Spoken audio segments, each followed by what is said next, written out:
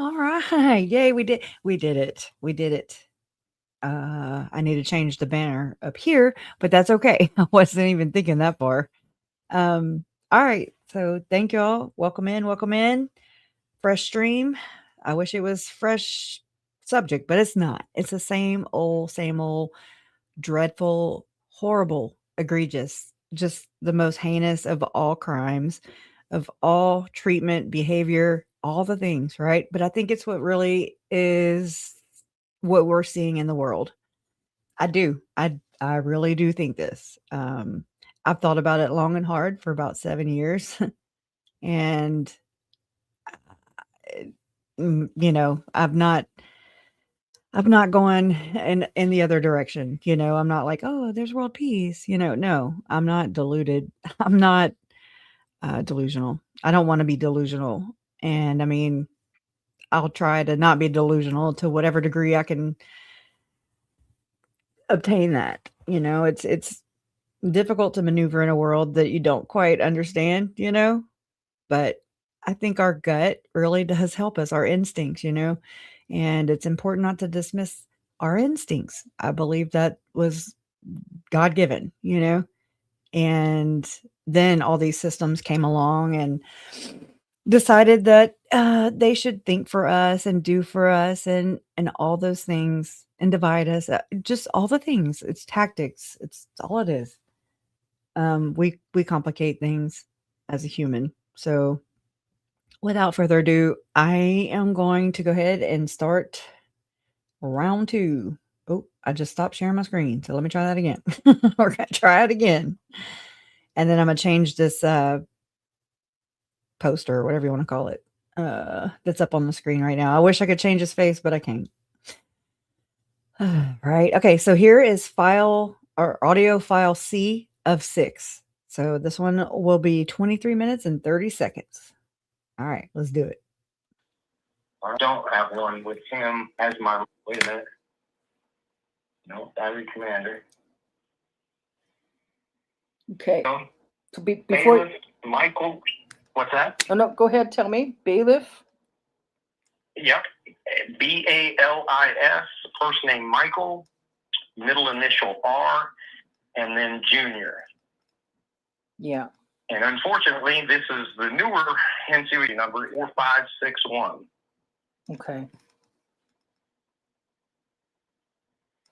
And the commander at that time, I thought it was Captain Colasanto, but the commander, who I don't remember talking to, but that was Captain Mendenhall, Ryan L. Ryan L. Mendenhall, what's the spelling? Mendenhall, and Ryan is spelled Ryan, middle initial L. Last 4 of the social is 1124. Okay. Okay. And so to be a little more helpful for the dates, the date of my NCER was 2010, September 21st of 2010. So September 21st, 2010. Yes. Okay. So I would have talked to him about it probably within the year prior to that date, sometime within the year prior to that date.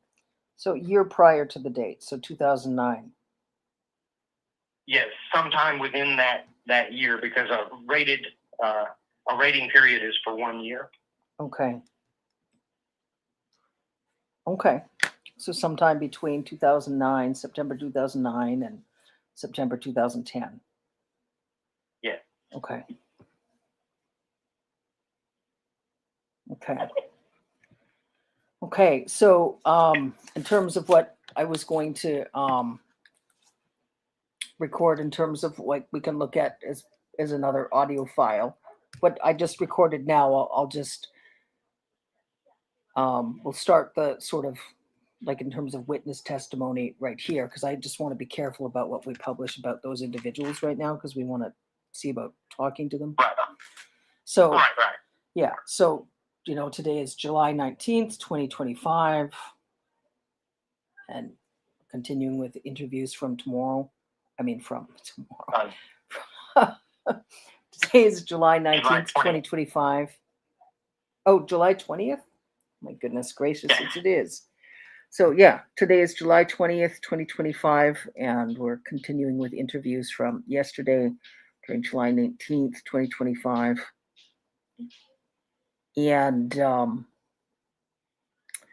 I wanted to just recap what we had spoken about the girls. So there was 10 to 12 films, one snuff film we spoke about yesterday, conversed about yesterday.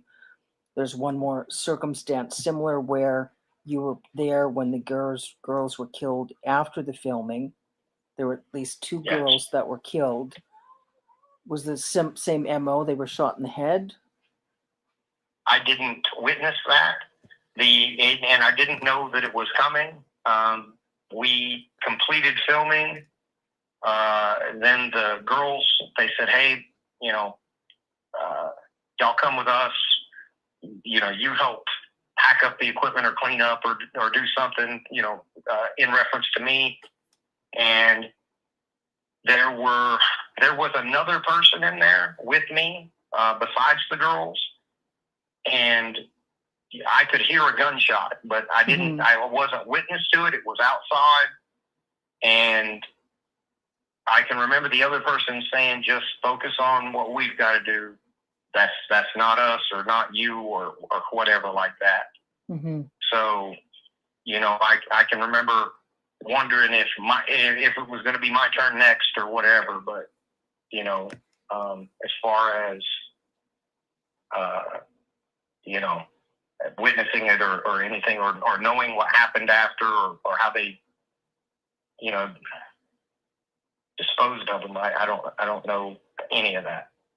And you said you thought they were silencing the girls, and the girls were under 13. Well, in the brothels, Samantha had talked about that they only used the girls for a certain amount of time because after a period of time where they kind of became cognizant that they weren't going to really ever rise above that, because the way that they would sell it to the girls is, hey, we're going to clean you up and make you beautiful and you'll be around these rich people and, they like young women. So if you can be what they want, then perhaps, you'll go off and live in a mansion with one of these rich people. But that facade or that lie or whatever only survives for so long because they're horribly abused and things like that. And after a period of time, they just kind of become aware that this is their station in life. They're never going to be, I guess, the arm candy of one of those rich people flying on Learjets, Mm-hmm. And the way that Samantha described it is once they get to that level of consciousness, they have passed their expiration date. So they would only use the girls for a certain amount of time, and they were either recruiting or finding. I don't know how they got the girls, but I can remember even in the brief period of time that I was there, because I wasn't there for longer than just a few months. Maybe even just like a couple of months. But even in that small period of time, I saw 1, 2, 3, 4, 5 people killed. 5 killed during 2 months. Yes. So, I saw Sarah die. She was there or I was there when she died. Samantha killed another one of the girls. That was I think she just killed her because she kept causing problems, to be honest with you. And then the 2, which I believe it was 2, it might have been 1, it could have been 3. I wouldn't swear, on the number, but I believe it was 2 in that one shoot. And then the one girl that was killed during the filming, she was killed on film while the cameras were rolling. Yeah. And then Sarah was committing suicide, you said. Yes. Patricia to terrorize you. Yes. So those were additional killings on top of the 5 during the 2 months. Is that? Well, let me count again. So it's Sarah, the two. There's another one that I saw killed too. So Sarah, which was sort of more of a suicide, but then Samantha pulled the trigger, right? Yes. Okay. And then one other time where one of the girls was executed in the brothel, and that was in front of all of us. So one of the girls was executed in the brothel. And did you say that Samantha did the execution? Did they force Samantha to do the execution or no? Two separate instances. The one girl that was executed, I did not know her. I don't know if I'd ever even hardly spoken to her, but she was killed as some sort of retaliation. Somebody was beating Samantha, and I got involved in it. And again, it was one of those people that you couldn't touch. So they came and they didn't kill me. They didn't kill Samantha. They just killed this other girl. And I don't even think she had anything to do with it. So was that the one in the brothel? That was one of the ones in the brothel, yes. And then Samantha killed this other girl just because she had beat up one of the other girls, and she kept stealing stuff, and she kept like trying to cause problems with the people running it. And she murdered her. Okay. So that was even separate of all of that. So, and I know I'm thinking of more and more. Yeah, I suspect you'll think of a lot more. All of these things are kind of compartmentalized a little bit. So I'm thinking, okay, this happened. Yeah, it's okay. Well, I understand. There's a lot. You've been through a lot, and you're trying to diligently remember, and remembering. You'll probably remember a lot more, and how I'm making sure is comfortable. So it's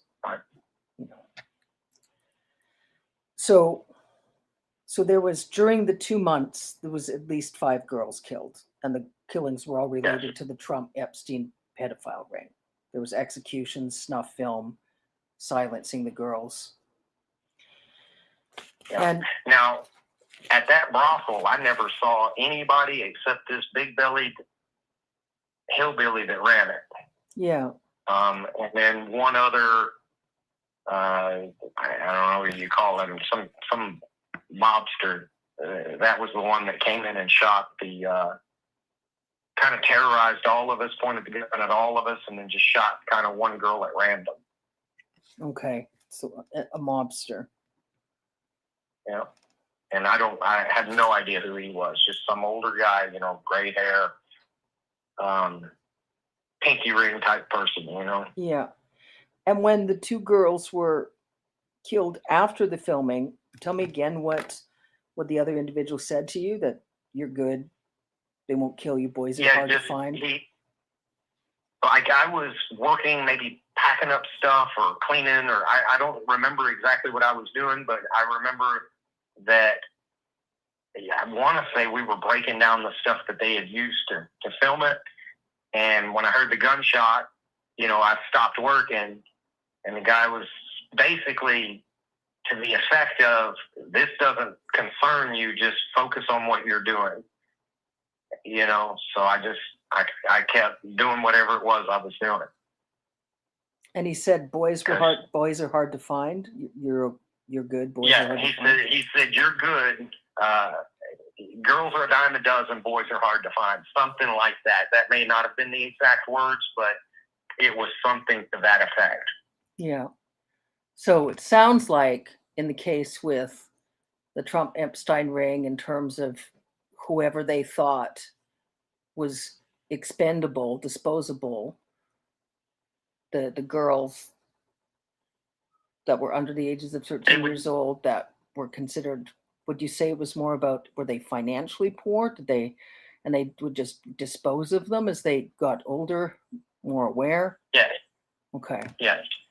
Once kind of the gig was up, where they They knew that the lies that they were being told weren't ever going to materialize, that no matter what they did for these rich people, they were just being used.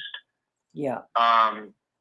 They didn't want them around to kind of spoil the ones that still believed in the narrative, because the structure of that was to try to get the girls to be enthusiastic, willing participants, you know, for these rich people. And once they had reached a certain level of trauma, then they just kind of had no use for them. Okay. So from your experience, all the girls that you were exposed to during those particular 2 months, they all died. Yes. Yeah. All of the ones that I made any kind of a closer connection with, they all died. Now, I may have had,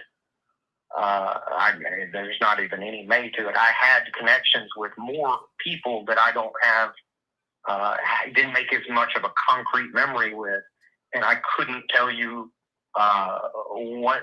what transpired after, you know, the 2 months that I was there, or if some of them made it, or, you know, ran away or escaped, or I have no idea what happened to the rest. And was but that there were always specifically, that was specifically when you were at the brothel during those 2 months? Yes. Okay. And when you first met Trump, you were about 8 or 9, and then the last incident with Trump, you said, was when you were 12 or 13. That's correct? As far as I know, I wouldn't swear. It could have been a more compressed time frame, say 9 to just 11. But within those years are all that I remember, around 8 to probably 12 or 13. Yeah. But there's a chance that it ended even before the 13-year mark. But it would definitely be within that time period. Okay. Because beyond that, my life kind of changed a little bit, and there wasn't, after that incident with Andy Biggs, I do not have any recollection of either being abused by anyone outside the family or any of those rich people. I had no more connection with any of that moving forward that I can recall. Okay. And where did you go then after that period of time? Were you still with Marie Lynn and William Kyle? Okay, so after Tennessee, after the films, when we moved to Alabama, there was and I couldn't even tell you for how long, but there was a period of time where I was taken away from them, placed into some sort of foster care. But I am eventually, once the investigations into their activity petered out, I eventually made my way back into their house. Yeah. Okay. Okay. Is there anything else you think would be helpful for us to converse about during this recording? Not that I'm remembering at this time, you know. Yeah. Even some of this in my own mind, I can't tell you which thing happened before the other thing. I have it, you know, like some of it's chronological in my memory, but I can't tell you I am pretty sure we still lived in Tennessee when they sent me to the brothel. And that's where I met Samantha. That's where I met Patricia and Sarah. Sarah died at the brothel. I never saw, obviously, her again. Mm-hmm. But then Patricia, I saw, it would have been months or a year later or whatever, at that party. Yeah. Samantha was already dead at that point. So, and then Patricia died at that party. So Samantha was already I can just dead. Go ahead. So Samantha was already dead. Sarah died, and then Samantha, and then Patricia. Yes. Okay. And I can because I could just remember when Patricia died. It kind of changed something inside of me, And in that, in my mind, I had just kind of lost my only friend, or my last remaining friend. And in my reasoning, there's no one left but me, meaning that the next person they're going to kill is me. Yeah.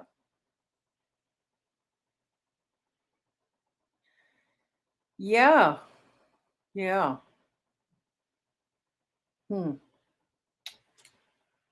There's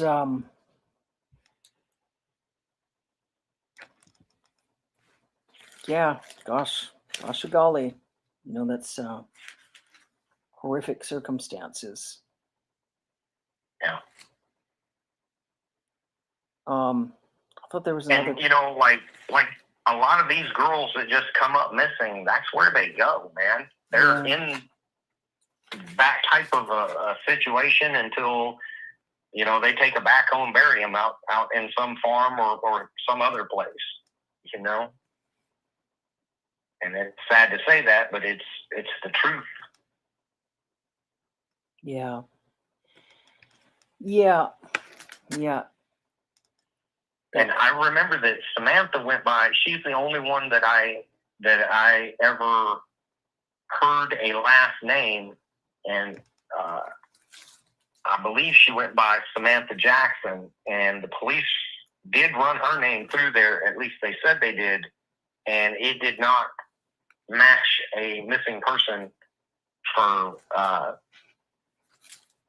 their database. So, I don't know if that was her real name or it's just something she went by, but I do know that I can remember her talking to me about, just don't ever kill somebody for these people because then they own you. And that was part of her problem, is that they had used her to kill somebody. And so she figured no matter what, she was screwed. Mm-hmm. Did Trump ever visit the brothel, or Trump was usually at the parties on the farms? Just at the parties. I couldn't tell you who all went in there. Yeah. I can just remember Lynn dropping me off of there and just telling me how horrible it was going to be the whole trip.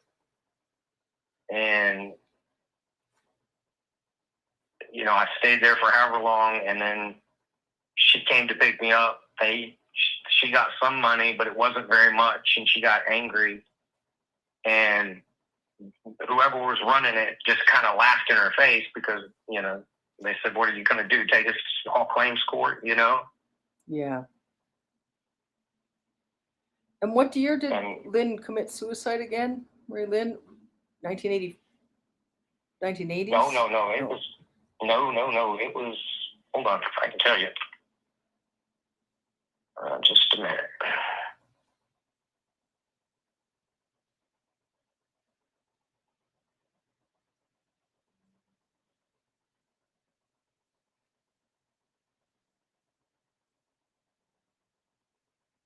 It keeps going.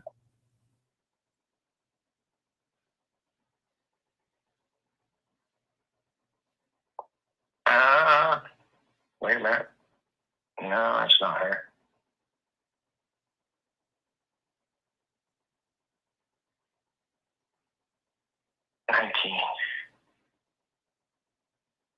Nope, that's not her either.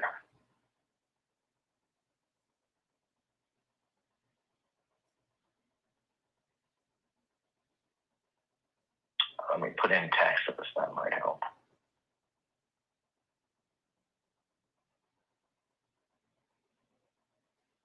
There we go. Yeah, I'll send you a picture too. Sure, that's helpful. Let's see, 2018. Let's see.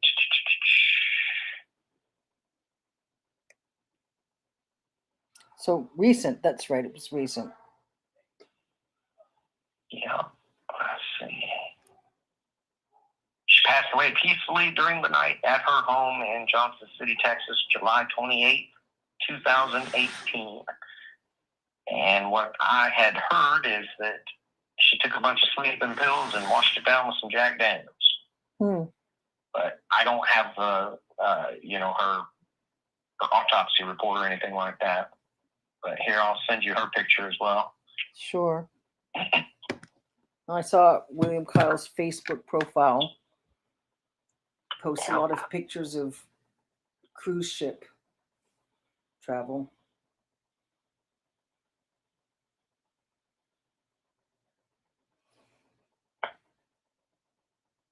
So, I'm just going to pause recording here right now. Okay. And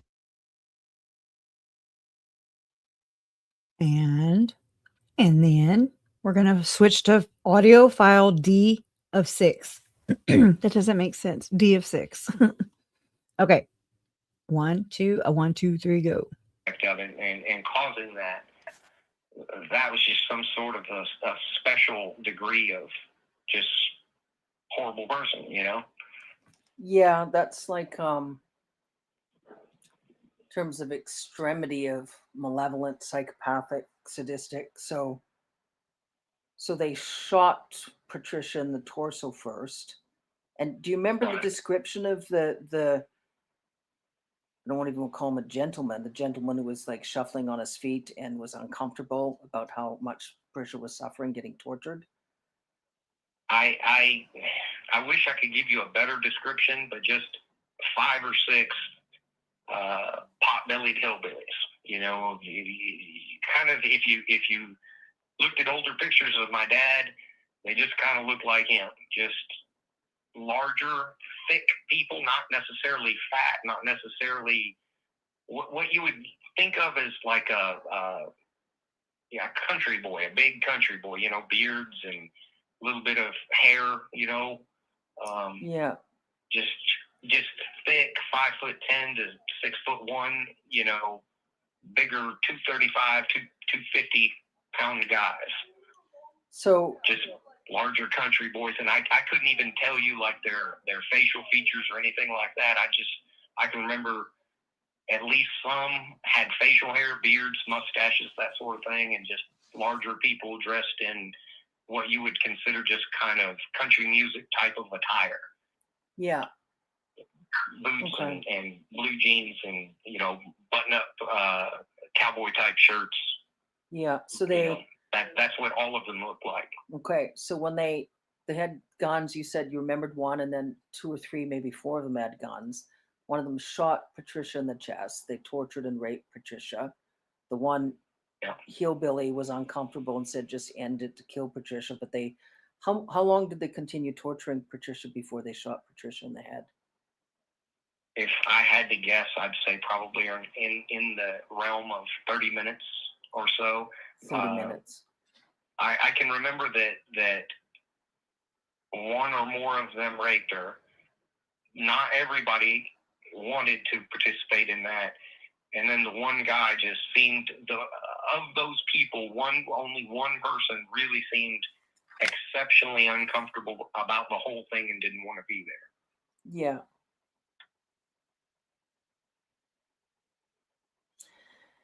And Patricia said Patricia wanted to die. That was what you remember Patricia saying to you, to kill Patricia? Or that Patricia was just saying? They had beaten her like so badly. I don't know if all of them had beaten her, but one of them beat her, hit her really hard in like the ribs and things like that. She was having trouble breathing, and in my estimation, I think she already knew that they were going to kill her, and she just said, "Please, just kill me," something to that effect. Yeah. And I can remember looking at her and saying, "Baby, you're going to come be with me right now." And she looked at me and she smiled. And I said, "I love you." And one of them shot her. Yeah. And she was having trouble. I said, "Just look at me. Don't look at them." And the other guy, he was breaking down. That guy that I'm telling you was shuffling on his feet. He said, I mean, he got a little upset or agitated or something and said, just fucking end it or just shoot her in the fucking head, whatever he said, because he was not enjoying it, like the guy that was doing the, I guess you just call it torture. Yeah. So after that, he shot her in the head, and then I can remember them arguing, well, why did you shoot her there? Because now we have to find another mattress, you fucking idiot, or whatever you called him. Mm-hmm. And you know, the way that those people talk, he's like, shut your mouth or we'll get rid of two bodies or something, that may not have been the exact conversation, but that was the mood of it and kind of the information that was getting passed back, and then they wrapped her up in a sheet, took her out, and then I think there was some discussion as to whether or not they could just put a sheet over the mattress, but there was blood on it, and they said no. So they rolled up the mattress or did whatever they did with the mattress, and went and found another one, and that's how that went. Mm. It wasn't a big bed. It wasn't like a queen size bed. The way I remembered it was just like a twin bed. And then Trump came in the room. Yes. Now, in terms of, you said you didn't remember if there was any cameras. There was Patricia getting killed filmed? Do you remember seeing any cameras at all? I do not remember seeing any cameras at that time. So if there was a way to record it, there wasn't any. We went into that room alone, not knowing that it was going to get. It was a setup. Interrupted. Yeah. Right. And so there were no cameras or anything that we were, unless there was some sort of a mirror, two-way mirror, and something set up behind it. That's possible that it was being filmed without our knowledge, but no. As far as do I know if there was any way to record that, I don't think so. Do you remember whether there was any sort of? It would have been. I'm sorry. No, go ahead. From a logic perspective, I don't think it would have been recorded because those 6 people were in that room too. So 5, 6, 4, however many it was, I think it was 5 or 6. They would have been in it wasn't a particularly big room. It wasn't like a main room. It was like a guest room with an individual bed. So in my mind, I would doubt that was filmed because it would have had those people that murdered her on in the frame too.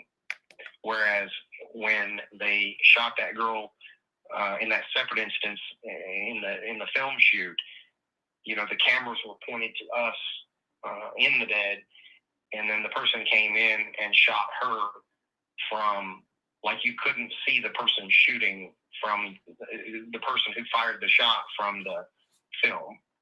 Was there? You just know she got shot. Yeah. So in the room, was there somewhere where there might have been a peephole? There could have been. I mean, that's possible. If somebody was just watching, like maybe even Trump himself. Like he wasn't there for any of that initial part. He just came in after. Yeah.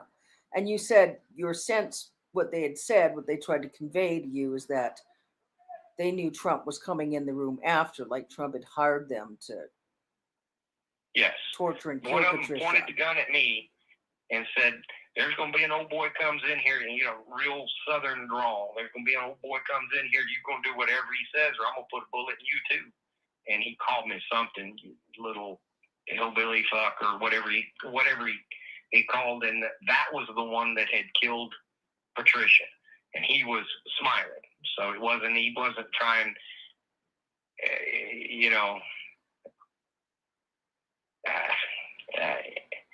I just remember how much pleasure he took in the kind of the horror of the situation. Yeah. Well, I'm trying to just get a sense in terms of, because it seems obviously that obviously they knew about Trump, that Trump wouldn't just like stand in the hallway and cool his heels. the sort of situation, Right. like from what you've described, what I know of Trump, that Trump would have wanted to hear what was going on or watch. That's possible. I can't remember the exact layout of the room. Or that And, Trump you know, just kind wanted, of like yeah, or Trump just wanted you terrorized when Trump came into the room later. it definitely wanted me afraid. Yeah, There's no doubt about that. And if that was to do with his desire to make the experience as horrible for me as possible, or whether that was from his psyche to give him some protection, because I was kind of already known, I think at that point, as being somebody that would fight back to the best of my ability.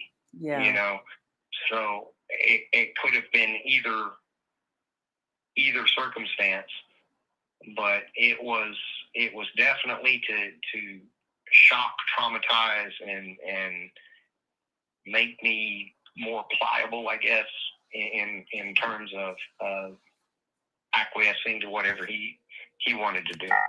yeah, And I can just remember thinking, I'm gonna kill this sumbitch if I can just get an opportunity. You know, I'm a child at this point, about, you know, around, we would say 12 years old. So he is a much larger person than I am, and of course, 40 years ago he wasn't feeble. So, you know, I was looking for that vulnerable point where I could try to kill him. You know. Well, that's understandable context. You know, there's a lot of, you know, policy, legislation, law per country where, you know, that's a situation, extreme circumstances when you're acting in self-defense. You have no idea at that point whether they might just come in and kill you right after. They'd said if you didn't do what they called Trump an old boy, what the old boy wanted, that they'd shoot you in the head as well. Yeah. Yeah, they never said his name, I can tell you that, but I recognized him. And then I didn't see him until a number of years later on Lifestyles of the Rich and Famous. I don't know if you remember that, with Robin Leach. Oh, yeah. But I saw Trump on one of those episodes, and I knew that was him. Yeah. So at that time, I did not know that this is Donald Trump. It's just that later when I saw him on the Lifestyles of the Rich and Famous, and I said, well, I know that rich asshole. You know, because in my mind, even as a child, you know, they present on TV, you know, these rich people being, you know, something that you want to be. But from my experience, human beings on planet Earth. Yeah. Well, you know, there are folks that are financially wealthy that aren't as utterly horrifyingly malevolent. You sure? Right. You sure? My adult me knows that, but there are a lot. There's obviously a lot. You encountered the worst of the worst, without question. I am hopeful, though, that they have already made one connection, and if they do any more digging, all they're going to do is find more connections. Yeah. Because my dad has been involved in that sort of activity since at least 1980, you know, at least, and probably even a few years before that. Yeah. So we're talking 45 years, and those paths are going to cross. You know, I know that they're looking for specific intersections between him and Epstein, which I know exist. Yeah. But he's also going to intersect with many other people that were involved in all of that stuff. Yeah. He was kind of just one of those, being a pilot and being a former guy that could handle himself and having his, I'm pretty sure, private investigator's license. And just thinking from my standpoint, what that gives you the right to do, like you said, to initiate investigations, look into databases, also carry a sidearm. Yeah. So all of those things together, it definitely paints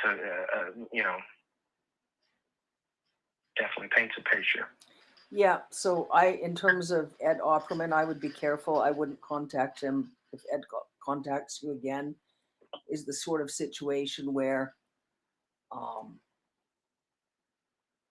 if you had any idea, like in terms of who was corrupt and who isn't corrupt, it'd be like more like, in terms of investigations. I think what I have some contacts in terms of human rights lawyers and so on.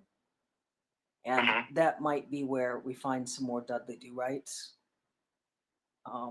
that could help even in terms of like prosecutors, whether in the United States and the ICC and so on. There's one or two Americans that have been involved in civil rights, one involved in civil rights cases that I think might help. That might be able to help. Yeah. So, okay, day by day. Once I'll get sort of a preliminary list during the next couple of days, and I'll get the audio files. I'll look at them, get them sorted, look at getting them uploaded onto a Proton drive, and just sort of simmer with things. We can sort of go through the list. I want to just sort of go conversation by conversation in terms of folks I'm waiting for callbacks from, some that might have suggestions in terms of prosecutors here in Canada. And then I just want to make sure in terms of careful contacts with, I don't want to waste time talking to Americans that, I don't want to waste time speaking to Americans that say they're going to behave helpful and then don't help. It's not right, Right. So, and I want to be extremely careful in terms of Americans just, because of the circumstances. So in your case, I think it would be a good idea, just prudent, just to have a go bag packed, just. I always do. Oh, good. What I would love? If you would send me a text or something just with what you generally have in your go bag, just as, because that's helpful for me to have a look at, just in terms of, earthquake preparedness and so on and stuff. I'd love to have a look at what you have. It's funny that you say that, because I was just recommending, because of all these floods, to some people that they pack one, and they were asking me the same thing. And I was just saying, hey, your birth certificate, your Social Security card, your very important papers, your passport, anything that you cannot reduplicate, for your life. And then, like clothes and stuff like that aren't necessarily that important. You can leave with the clothes on your back and still rebuild. Money, jewelry, a firearm if you have one. Yeah. But that's kind of it. I don't have anything sentimental or anything like that. It's just the thing. As a matter of fact, it's on my bed right now. That's where I got my paperwork for my to relay First Sergeant Bayless's information. Okay. But I would definitely. I'd probably love Canada anyway. You guys are friendly up there. Way more friendly than the. Yeah, a lot of folks that travel here, they're shocked by how, most of the Canadians they come across are like super helpful and all that good stuff. It used to be that way here in America. Yeah. It did. It used to be 40, 50 years ago. It was an entirely different experience here in America. And to be honest with you, from somebody that's been here almost my whole life, it's absolutely heartbreaking to see how it's just how we've been divided. Yeah. How it's an us versus them, and if you're on the red team, you're bad, and if you're on the blue team, you're not a patriot, and all this bullshit. And a lot of it just seems performative anymore. from both sides to a degree, but Yeah. one side is definitely, if you just look at the money, more corrupt, in my opinion. I could be wrong. Yeah. No, it's quite different. It's quite different indeed. So, okay. Well, let's, radio silence with everyone else. Keep in touch with those Allen analysis folks. Might be interesting. I'll see about us get a better sense of things about, a conversation with them, maybe. Like Okay.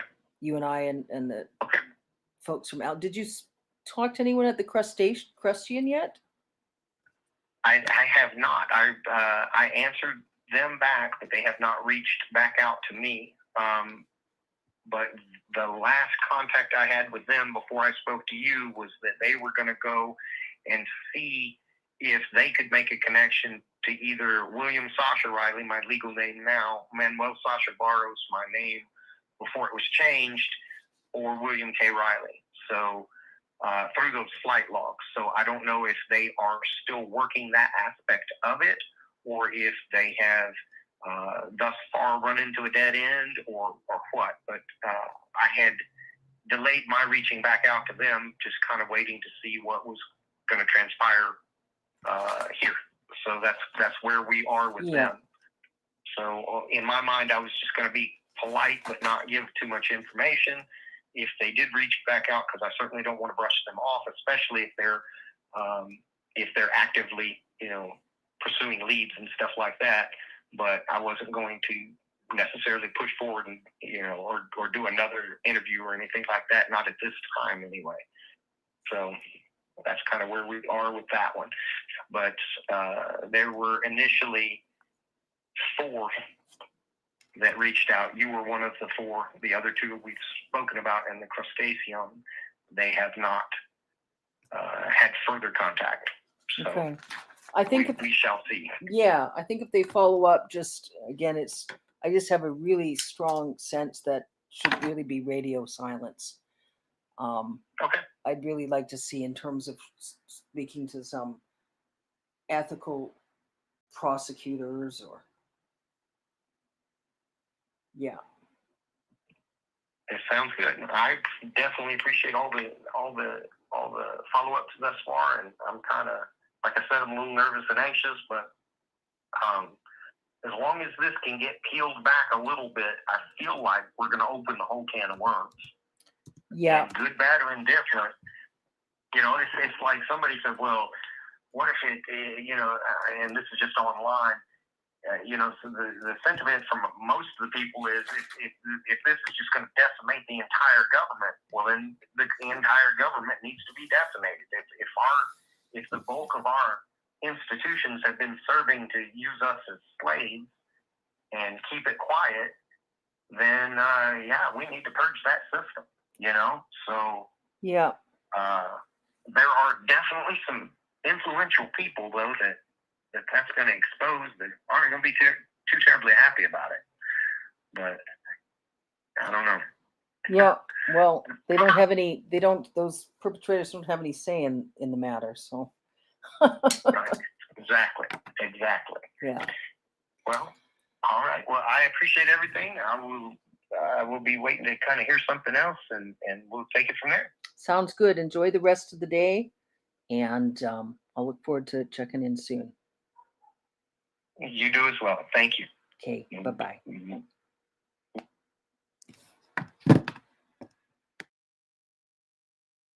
She just psyched me out. I was like, well, okay. All right. So now we're going to go into audio file E of 6. E of 6. I don't mind at all. Okay. So I'm recording. Sorry. 36 minutes, 22 seconds. Back it up. Right now. So, yeah, looks like, so there's obviously a lot of activity. I've seen there's some reports that they're really trying to push. Lindsey Graham was asking for a special counsel to get appointed to investigate Obama for treason. So seems to me like, at least was what we were speaking about yesterday. The very fundamental question is, what sort of crimes are the Republicans willing to attempt to commit to try to squash this story? Well, it doesn't seem like there's anything that's off the table. Yeah. You know, if and this is just speculation, you know, I've read things that suggest it, but I wouldn't present it as fact. But if they have already used the system to silence Epstein, then you would have to make the logical conclusion that there is no barrier, you know, for them other than what they believe they may get away with.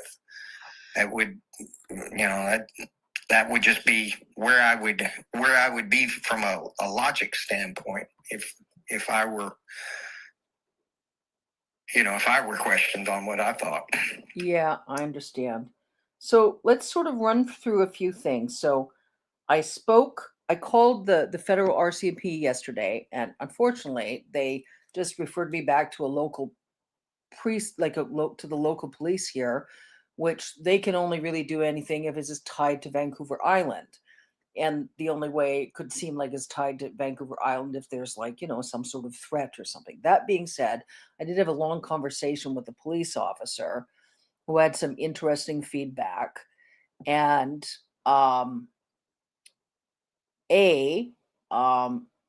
towards the end of the discussion, the officer said, well, the officer mainly said what the officer needs is even to write up an investigation to get referred to their intel department and then to the right agency.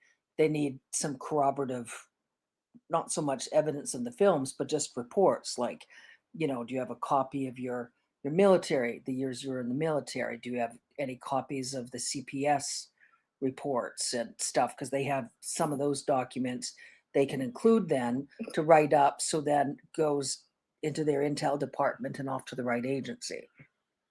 Okay. So that's what I sent you an email of, but we can talk about that in a minute, because I think there's some optics there. We want to be careful how we're asking those questions, right? In terms of any flags. So, but then the officer offered to store the audio securely. And B, the officer offered to listen to the audio while, you know, I said, and what about when we get some of these documents? What can the officer look at? And the officer said, then, you know, then the officer can write up a longer police report with something that sort of corroborates. And by corroborate, I'm not talking about like the films or anything, just like some starting point in terms of an investigation to refer to their intel group and then to another agency, whether it's like, you know, regarding national security or whatever. So I have an idea. Yeah. All right. So in 1989, I was housed at a behavioral hospital in Alabama. It's called Charter Woods Memorial Hospital or Mental Hospital. I'm not sure. Mm-hmm. My parents had accused me of being on drugs, so I wasn't. Not at that point in my life. I have experimented with drugs since, but not as a child, not willingly as a child. So anyway, that would have been the first time that I talked about Donald Trump specifically by name. So I'm going to go there as soon as I get my bike back. It could be as early as tomorrow, but I'll take a little road trip and see if I can't get that paperwork. The hospital itself has been closed down, but as I understand it, all medical records have to be stored in the medical archives. And I forget which city that's in, but Alabama's not very far from me. So I'll take a trip down there and see if I can retrieve those, because that, in my mind, is the best connection that I have, because I mentioned him by name. That was the first time that I did that. Yeah. Okay. So that's great. Now, I think with the information, if you can't get from them, I know you can file a Freedom of Information Act request. My only concern was that we really look at, if you suddenly start filing all these requests on police reports and CPS reports, would that flag anything? And I don't want to talk to any journalists to get them to flag. I was hoping police requests, and I'm even looking carefully at, how could I look at requesting, or can I do so somehow anonymously? So that's what I'm trying to sort of sort a bit there. What else? Now that would be extremely helpful information, obviously, those files. The other one that you can request that would help would be anything from your interview at Fort Carson. Okay. Are you comfortable to? Well, my biggest thing there would just be, I would just, the military isn't like, if I were to contact Fort Carson now, they would have no idea what I'm talking about. I would have to track down those people that were involved in that investigation. And that is possible. I'm still in contact with some of the people that I served with from that time. So I would just need to reach out to some people and see if that's a possibility. Yeah, that seems like that. So don't contact Fort Car. What I was hoping is we could get like a copy of your interview from Fort Carson, but I understand with U.S. military, all sort of classifications, that might be difficult. It might be, yes. But they would have records of the films. That's the thing. They would, yeah. They would have, I would think. They have copies somewhere. That they possibly would. Unless they destroyed them. Yeah, I don't know what the rules of evidence are in something like that. Very possibly. They could. I mean, seems like what we could start with is with, was it Bayless and the other fellow that right. If you could try to contact them and ask them, if they would be willing to talk about it. Yeah. And just say it's extremely confidential, isn't with any, that it would be confidential and so on. Like that, it's just like a starting point there. Right. Well, I will reach out in that direction and see what I can reach. And as soon as I get my bike back, I will take a little trip. I've been kind of wanting to go for a ride anyway. So yeah. Well, let me ask you a question. Like, do you think, is there any way that they could be, like, if you even reaching out to them might trigger anything in terms of? Not from their end.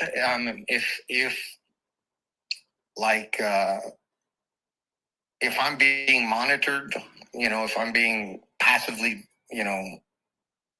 surveilled in some way, then maybe, but I don't know. There's so much going on that I would not think that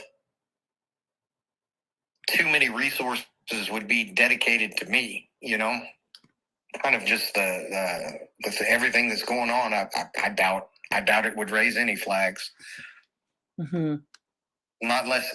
I could see potentially if I started going and trying to get my CPS reports and contacting Texas, Tennessee, Alabama, and Florida, trying to get the police reports from my childhood, I could see maybe that raising a red flag. Yeah. But as far as just me reaching out to my old Army buddies, I don't think so. I think I could probably communicate with them, see what they remember. So my suggestion is that before you reach out to your old Army buddies, that you get the paperwork from the hospital first, because that's a very important starting point, just in case you reaching out to your buddies would in any way trigger anything.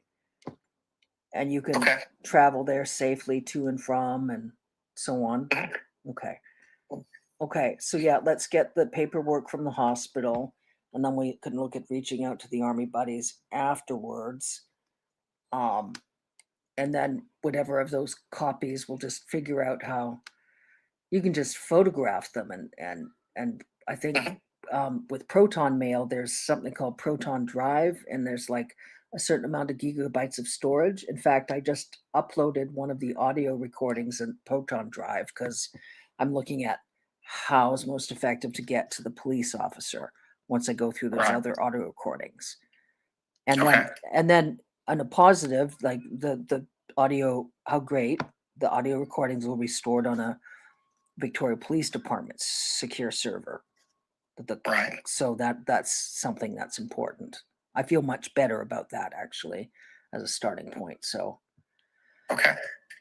and then I think now what the police officer said, well, let's talk about some of those in terms of like the investigation. There's this sort of, from their perspective, they look and they say, okay, how do they know you're telling the truth? And I said, well, when you hear the audio recordings, you'll hopefully you can discern. Right.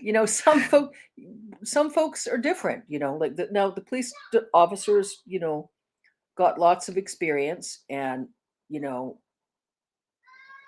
I know the police officers' approach to hearing the audio files would be quite different than sometimes how they might look. So they're asking, well, where did I meet you? Those sort of questions. And I said, well, I offered to help.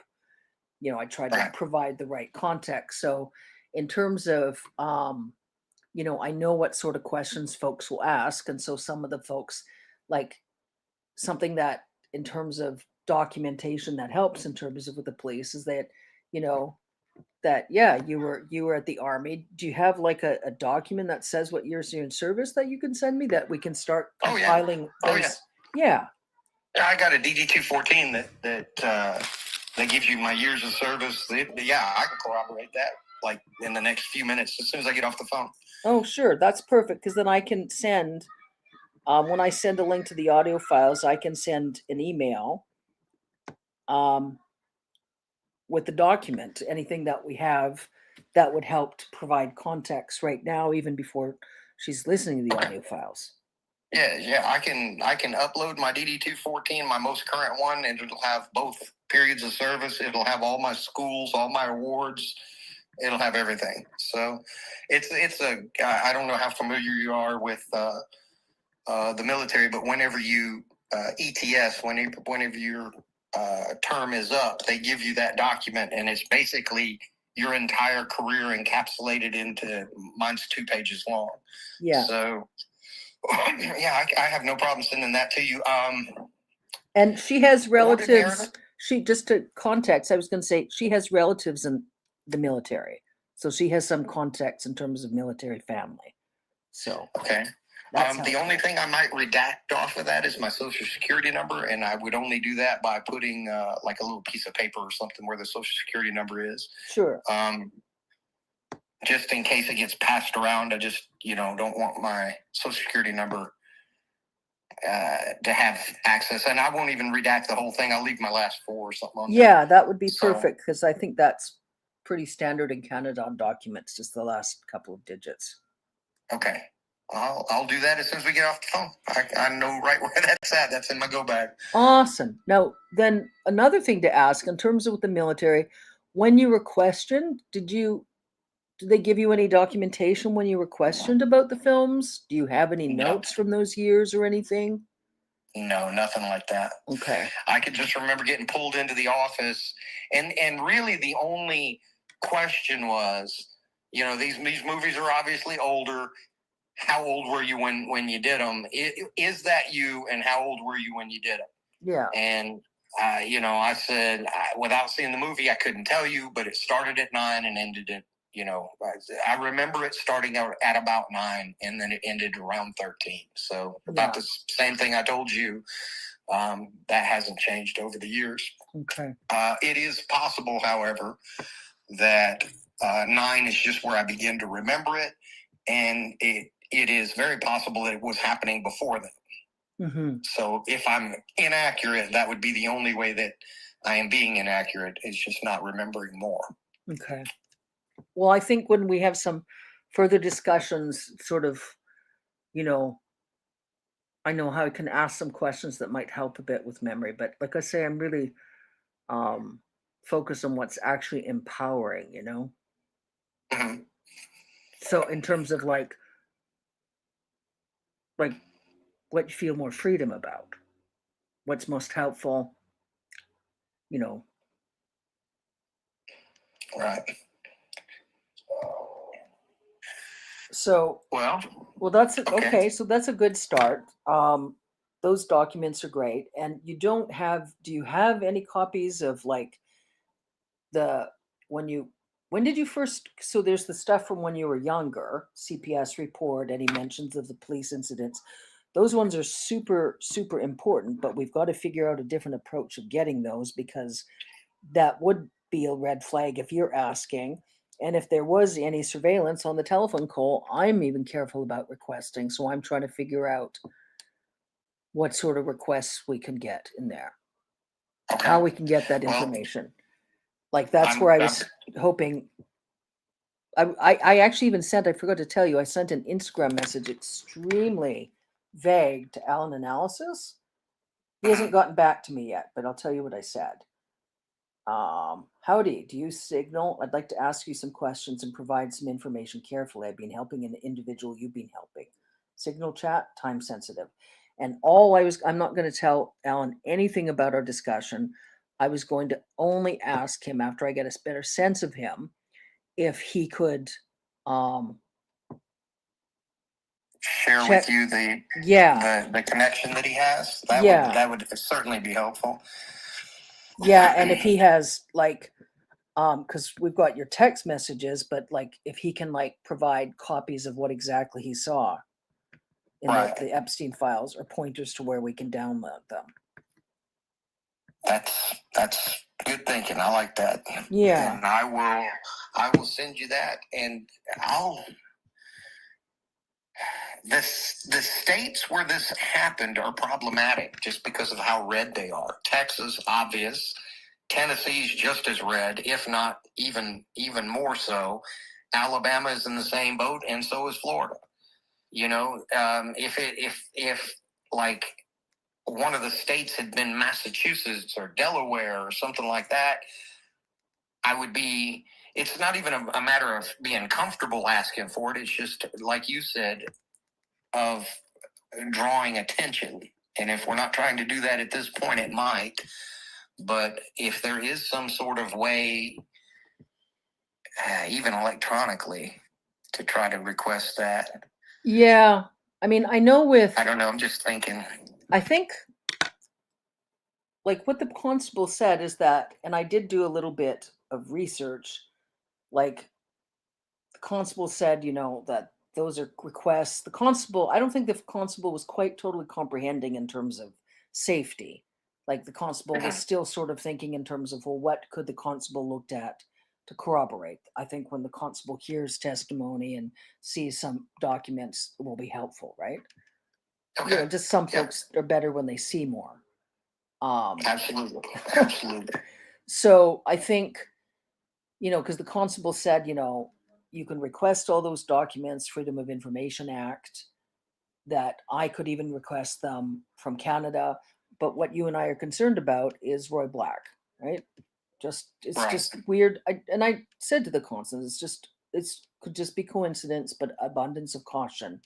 We're careful because obviously the information on Roy Black, and I mean, nobody seems to really have looked much at at William Kyle at all. And it's just a bit odd that suddenly there's Roy Black drops dead a day after we've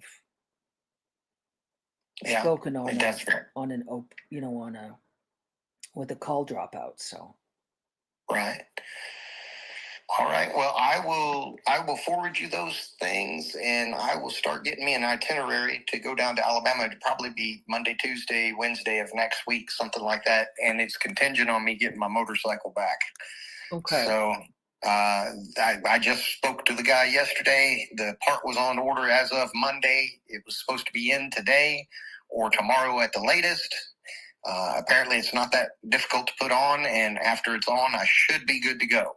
Okay. So I'm hoping to get the bike back as early as tomorrow or early next week at the latest, unless, of course, that part doesn't fix it. So yeah. So something else then. So then I'm just sort of like question mark in terms of how to get at those files, all those other sort of reports, because those are helpful context. But the hospital one is quite helpful. But the other reports are really important because there's police, because didn't you said there was a police report filed regarding the complaint to Samantha regarding Samantha? Oh yeah, there was a whole investigation that involved the FBI and the local police, because when they first got her, the only thing she had was like a little plastic bag of like one change of clothes. So we went and in the beginning they weren't, hurting her. They just had us both there. And there was a witness at the shoe store that we went to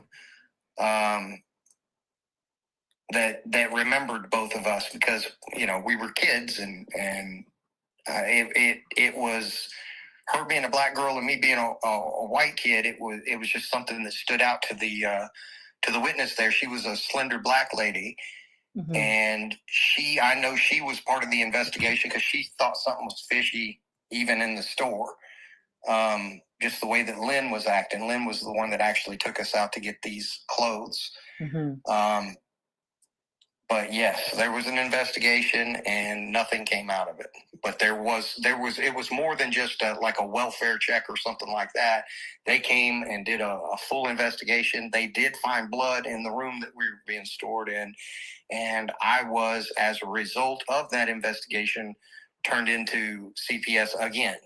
So. And that was your second time to CPS?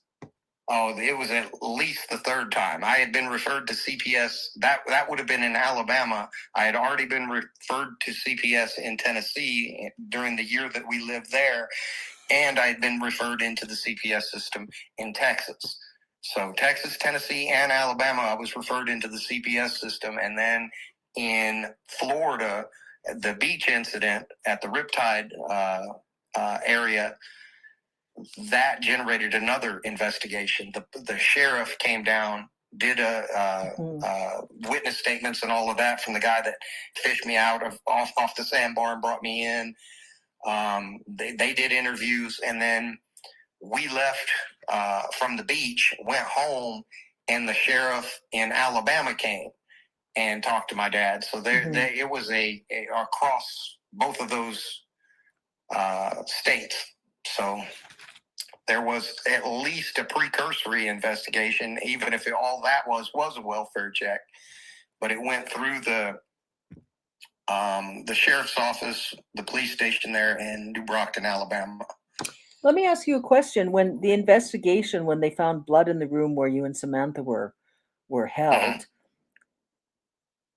did they experience awareness Samantha had died, or had Samantha's body been moved already? So they were investigating.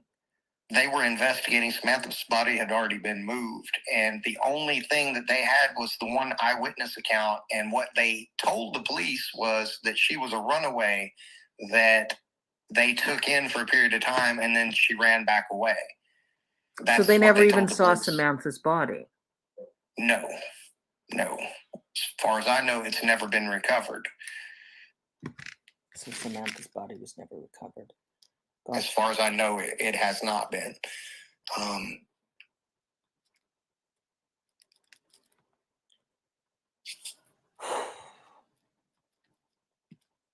But that blood in that room was from her, because that was the thing. It did not match any of us, and it was hers.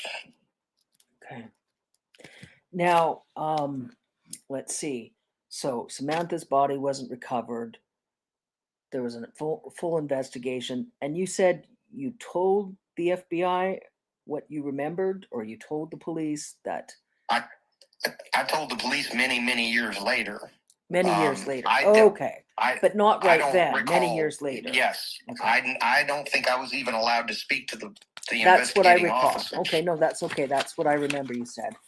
So yes. Years later, so let's just jump forward a bit in terms of, you told the police when you filed your police or FBI reports years later. So what years did you file those reports? Would have been around 2021. 2020, maybe. 2020, 2021. Yes. Okay. So, and then you told the police.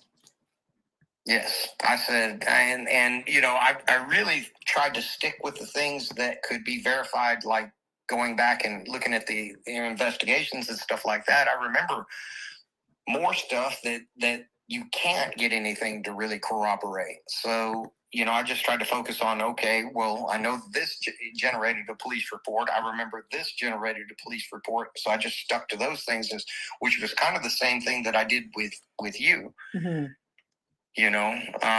Now I don't actually have those police reports, but they should exist. Yeah, and those again are ones that you can request copies of those police reports or FBI reports.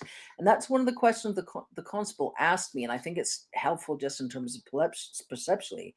The constable said, well, why don't you have copies of the police reports? And I said, well, I would ask you that. That's, early in our discussions. Let me ask you a question. When you got the police reports and so on, that was 2020, 21. I mean, I know that when I filed complaints, you don't usually get a copy right away. You have to request the report, right? So when you file those reports, what's the standard in the United States? Do they offer you copies? Is it just assumed that you would have to request a copy of those reports? I can go. I mean, Lawton is just 30-something miles away. I can go and request, the disposition of that case. I'm sure it's been closed, but I can go request it. Yeah. Okay. I can do that one. I don't think that would raise any red flags. Let me see. Let me go tomorrow and see if I can get a copy of that one. That one might be the easiest, the most attainable one for me to get right now. I don't have to cross any state lines or anything to go get that. So the Lawton one is from 2020, 2021-ish. Yes, I could be wrong on that. I'm in my mind, I'm thinking I still had my Jeep. So that would have been around that time, because I was trying to remember what vehicle I drove. And that was the first time as an adult that you'd filed a police report, right? Yes. Okay. Yes. And did you file an FBI report during the same year, or? I reached out to the FBI and spoke to them on first through social media, and then we did a follow-on back and forth, but that was it. I never went to like the FBI building and sat down and gave a deposition or anything like that. His response was just to go to the local police, and that should trigger a larger scale investigation. So that's what I did. To the best of my recollection, I reached out to the FBI in the beginning because I knew that the FBI had been involved in the one in Alabama, in that investigation in Alabama with in regards to Samantha. Yeah. And also they were involved in the investigation that landed the parents of the girl that I did the one movie with in Tennessee in jail. I know that the FBI was involved in that one as well. So I figured they were, as the larger scale operation, they would be the ones to go to, but they then referred me back down to the local police. Sort of what occurred with me yesterday when I was trying to get in touch with somebody more in international policing with the RCMP. They seem to, whatever their sort of procedures are, they seem to sometimes get a little caught up in following procedures instead of thinking like of the specifics of each case. So right. I understand. So, okay. So you talked to the FBI, they told you to go to the police. You filed the police report, and you can get a copy of the report in Lawton. Yes. Now I'll do that tomorrow. Okay. So Friday, will you just sort of like, let's sort of set a sort of standard about check in with me morning and evening wellness checks. Okay. I would just feel better. Yeah, absolutely. Okay. And I will get you the DD-214. I'll get you that in the next few minutes here. So DD-214, and then Friday you'll get the police report. Yes, and then the medical, the paperwork from the hospital. That's a little bit more of a involved process, but sure, I don't mind riding. Okay, so ride down to Alabama and grabbing that. Okay, so DD-214, police report, paperwork from hospital. Then we're looking at the Army buddies, Fort Carson Army buddies. Yes. And while we're sort of sorting out in terms of all the other police reports you mentioned in, would you be mentioned in the report where the other girl's parents were charged? Yes. Yes, because they investigated my parents. They knew it was me in the video. They just didn't have enough evidence to convict my parents. They got the girl's parents because even though they were careful not to show the faces of us, the children in the film, they had enough identifying features of the house, of the basement where we filmed the film, and it was the house of the parents of the girl is where we filmed it. Okay. So those are really important reports to get, but we've got to figure out how to get those safely, because those could certainly, if there's a bunch of those that you request, they could get flagged. I need to sort of simmer about, because there's all requests that we should be getting all of those in. But maybe starting with that report, I'll just figure out, let's kind of noodle a bit about getting those safely. Because it's simple enough to request the reports. I just don't want you to request the reports, although sometimes you can get them faster in terms of victim reports, but I want to just be really careful. Right. Right. And then I just feel like super careful with Alan as well, right? Because I was looking at some of Alan's posts, and Alan seems to like to sort of post about, when Alan's posted something that the MAGA Republicans have gotten angry at. So we want to be careful that Alan wouldn't, not to say a bunch of swear words, fuck shit up.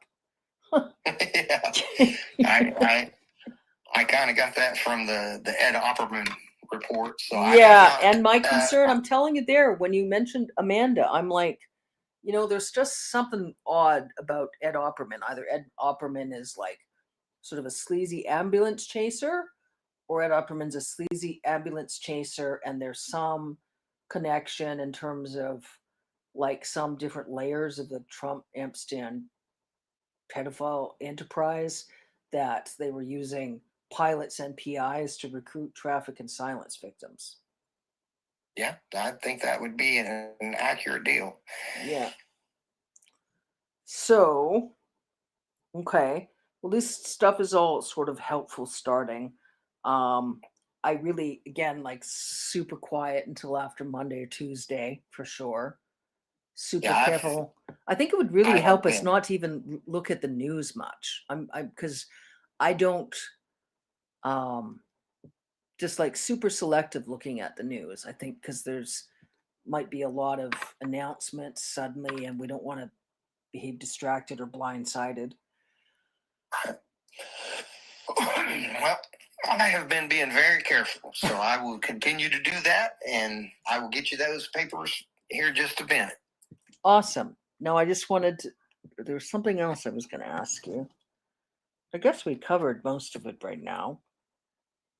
Oh yeah, just like in terms of getting a copy, gets information from Alan in terms of either a link to where in the public archives the mention is of William Kyle, or Alan to send you copies, even screenshots as a start and a link. Okay, I haven't been back in contact with him since I gave you that information, but okay. I'm getting the paperwork right now and seeing what I got here. All right. Has Alan posted recently? Have you noticed? I have not. I've only had the interactions that I've discussed with you with him. Okay. So outside of that. Yeah, it looks like last time was 20 hours ago. Maybe. Oh, here, I already got it. Here's my DD-214. Awesome. Okay. Yep, right on top. Woohoo. Oh, and it's already redacted. Perfect. It's ready to send. All right, I'll send those to you in just a minute. Awesome.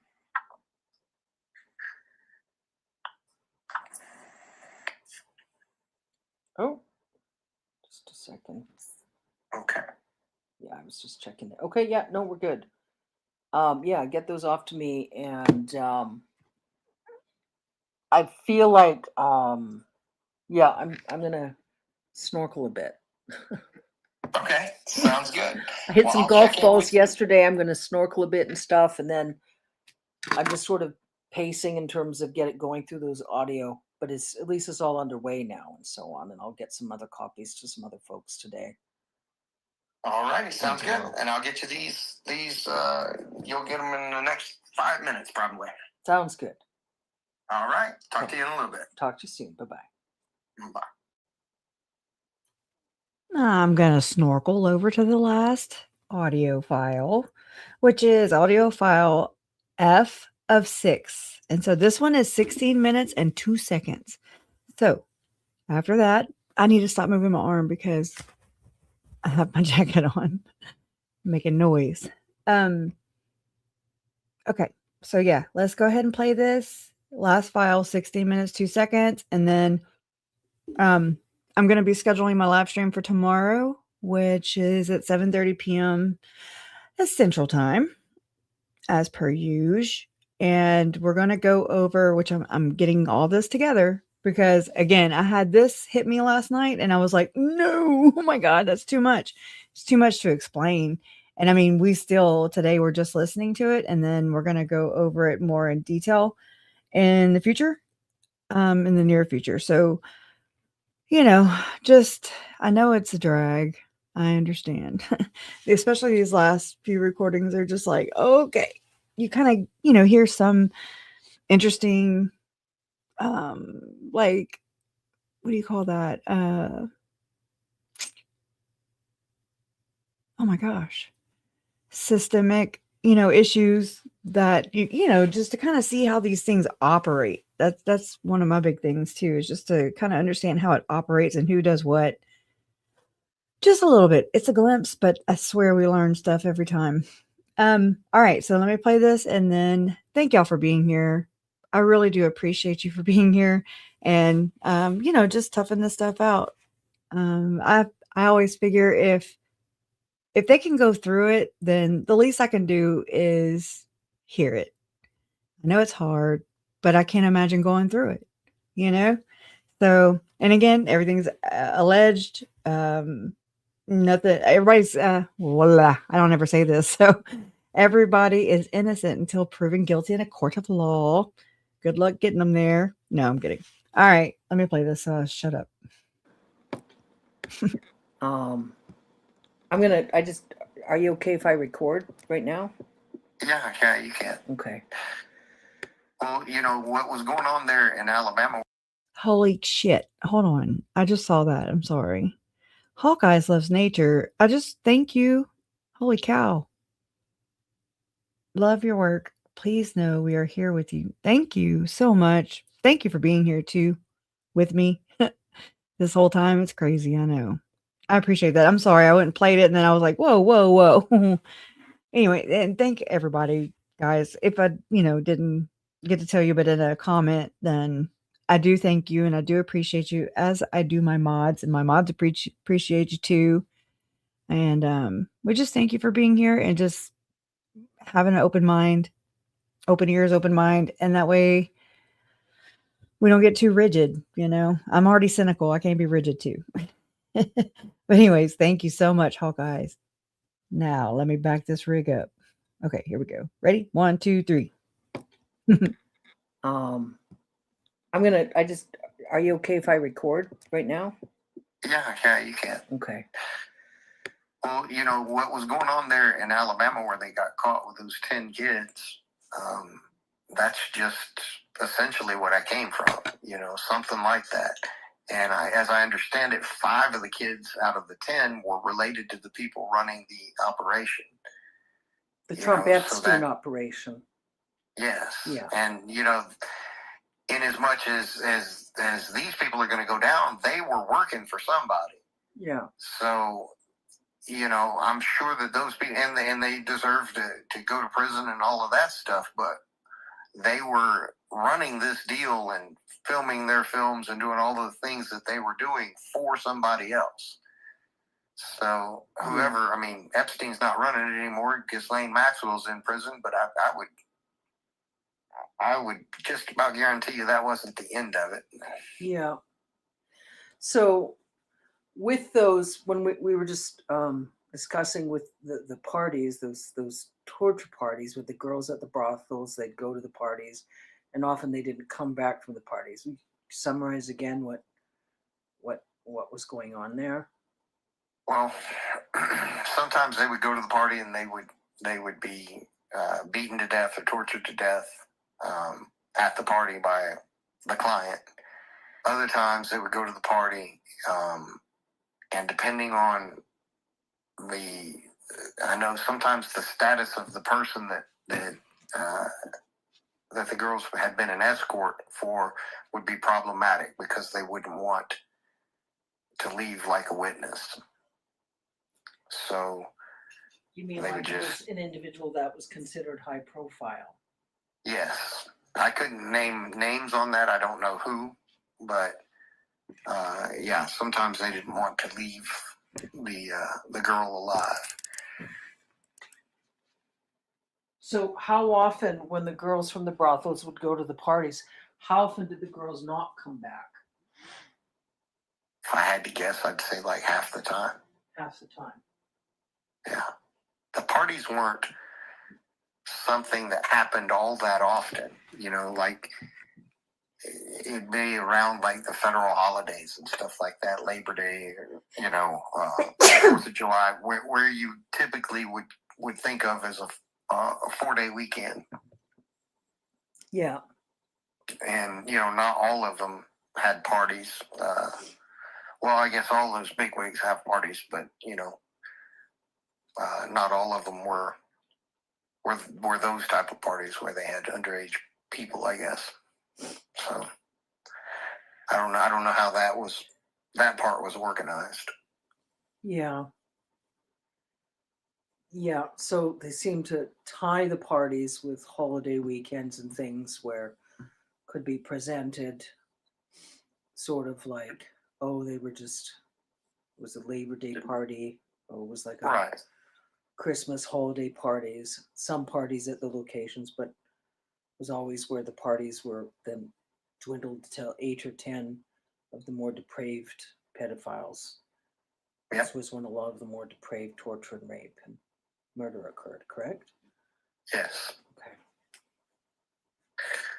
And I just think that that's an important distinction because a lot of those people that did go to those parties and might have done some cocaine and might have, had an affair or whatever with an escort, it just doesn't rise to the level of what happened towards the end of them.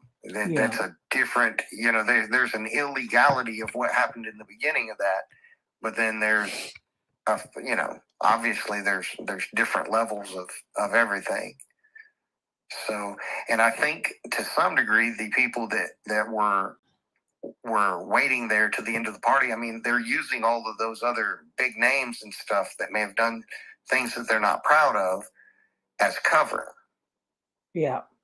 It couldn't have possibly happened at this party because, hey, everybody and their brother was at that party. Well, I think they were and I think they were probably trying to get information on all of those attendees and sort of to use as a protective blackmail layer regarding the more depraved torture and murder of American children. Yeah. Did you ever, in those years, see anyone other than American children? Yeah, okay. Let me ask you another question. Now, something I think just contextually and just more to get a sense. I know it's not what you would want to swear in a Bible because your recollection is unclear, but you talked about that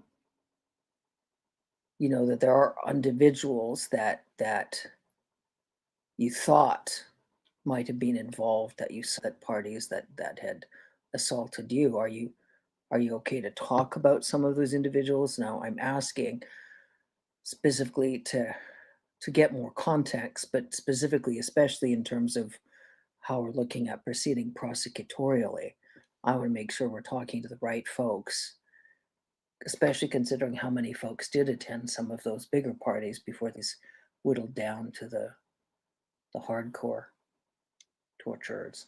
I've really kind of shared the people that I have a clear recollection of. The rest of it just kind of melds together into something that I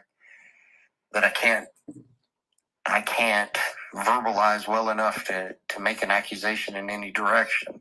Yeah. You know, and for some of that type of stuff, you just kind of just go off into another place. There's really no other way I can describe it. Yeah. So I mean, you deal with the aftermath, Mm-hmm. but as far as the actual incidents, most of them are blurred out. You know. Mm-hmm.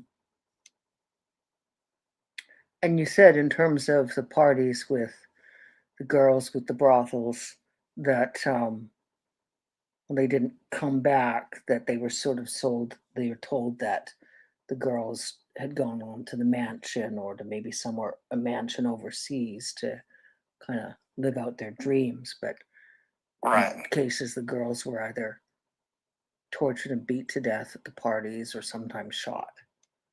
Yes. And what would you say was the average age of the girls there? If I had to guess an average, I'd say 13. 13. Right. A couple, maybe a year or two younger, a bunch of them around that age. And by a bunch, I don't think there was ever more than 5 or 6 there at a time. But even in the short time that I was there, you know, it was Samantha was the only one that was there when I had gotten there, I think. Yeah. So.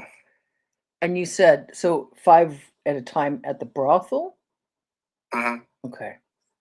Something like that. And then at the parties, when it was just like the 8 or 10 of the more depraved pedophiles, how many kids at the parties then?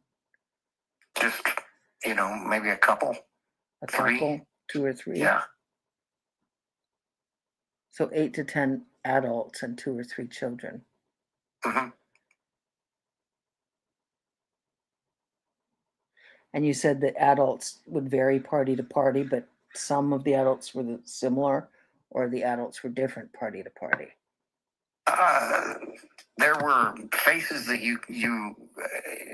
that I saw more than once, and you know, in being able to recognize people, I've given all the ones that I really kind of recognized. Yeah. But you would get a sense of who was more safe than others. Yeah. Yeah, my sense is that how it was sort of organizationally structured is that there were sort of satellite setups, that there was more use of the smaller airports and even the smaller planes to transport, and there was use of private investigators to recruit and then get intel, even kidnap and then silence victims, and that they did use the bigger parties to provide sort of criminal cover for the more targeted parties, and that they tried to keep a tight lid on the targeted parties in terms of the number of pedophile participants and the number of children per party in terms of victims. Right. And there could have been other locations, like you said, you didn't experience awareness of, where the perpetrators would target different victims in different locations, 2 or 3 at a time. Oh, I'm sure that they had, I don't know, it was almost, looking back on it, it was pretty well organized. So yeah, it would be hard for me to believe that it was only happening in that one place. I never went to a different place that I can recall, but yeah, and I would think. Sorry, go ahead. Oh, no, it's okay. And do you have any sense of where, like, you said there was lots of farms, different locations, but were you taken more often to one specific farm that you seem to remember more? Is that correct? No. There was one in Tennessee that I went to a couple of times. And then another one in Alabama a couple of times. And then I can't really remember specifics other than those 4. Yeah.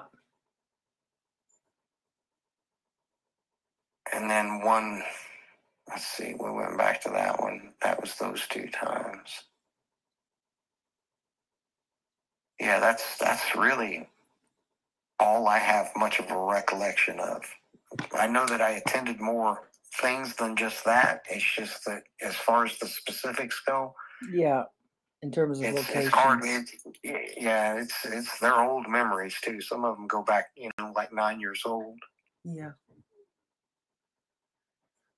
Okay. So, I'm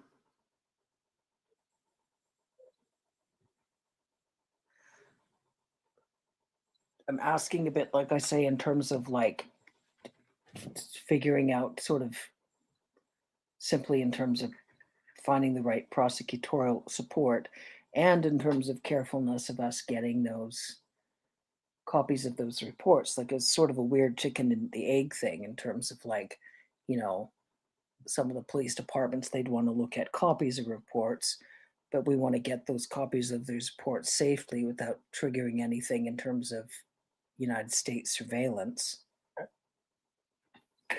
Well, all I can do is ask them, like if I'm being watched, then they're going to see what I do. But I don't know. I can't really worry about it anymore. No, you can't. You can't. I mean, what's your sense in terms of what's really right for you? I have no idea, to be honest. I'm kind of curious. I want to go up there and get that police report, and if I'm able to get that, then I'm excited to try to get the next thing. But I just have to make some headway somewhere. Yeah, well, let's just go report by report, and I'll figure out. I know that there's a bunch in terms of Freedom of Information Act requests. I want to talk to the police officer again here. I mean, obviously, whatever the police officer talked to the police officers in the Intel division, they wanted to call me. So like I say, I'll follow up and I'll say, look, we have these other reports. I can say to them, see if we get sort of the document I've got filled out a bit in terms of list of evidence. You can just say here, there's a, just list of the number of police reports from childhood, CPS reports, all those ones. And then we can just sort of look at what we've requested, get some information. Then I can, when I get the flash drive or the audio, so the different documents to the police officer to listen to, then I can say, here, look, this is what we've been working on so far. And I'll just tell her my concerns in terms of, if we ask for a bunch of these reports, is it going to flag anything, that would be in any way, considering the situation. I'll just ask if they can run the reports even. Okay. Or who they could tell me that could run the report, some of those reports, that I could ask if the police department can't. There must be somebody else who I can speak to on Vancouver Island that can just run those reports, or in Ottawa or something, without flagging anything. Some of the journalistic organizations where there's tons of requests going through, I just want to be super careful in terms of where the request comes from. Just so there isn't any inadvertent attention on you, right? Right. And obviously, I'm fried. Pardon me? I said I am fried. I'm gonna have to let you go. I gotta listen to some music, man. Yeah, no, don't worry. Are you okay? Yeah, I'm okay. This just really takes me to a kind of a dark spot, man. And I kind of need to listen to some music for a while. Okay, no, I understand. Enjoy some music, enjoy some quiet, and take care. All right. I'll talk to you later. Okay, I'll talk to you soon. Bye-bye. Bye-bye. And bye-bye. Right? Okay, y'all. We did it. We did it. Oh my God. We did. We went through 6 entire audio files. And holy cow, right? Lot to unpack. I know. I mean, he did serve our country too. So there's that respect. But yeah, let's just kind of, again, take this all in and run it through our filters, And I don't know, Sadie. I have no idea if his father's still alive. I'm not sure. He sounded very partial to his dad rather than his mom. But it sounds like both were, not pleasant for sure. But we don't want you to go. Well, I'm cold, and so I'm going to warm up. It's cold in here. Or it's hot. It's either hot or it's cold. It depends on the weather outside because I live in an old place. I don't live in a mansion. I don't live in a mansion like some of my exploiters. Just kidding. Which is something we're going to talk about. I just don't know how to do this, so I don't want to start talking here because then I'll never shut up. So there's that part.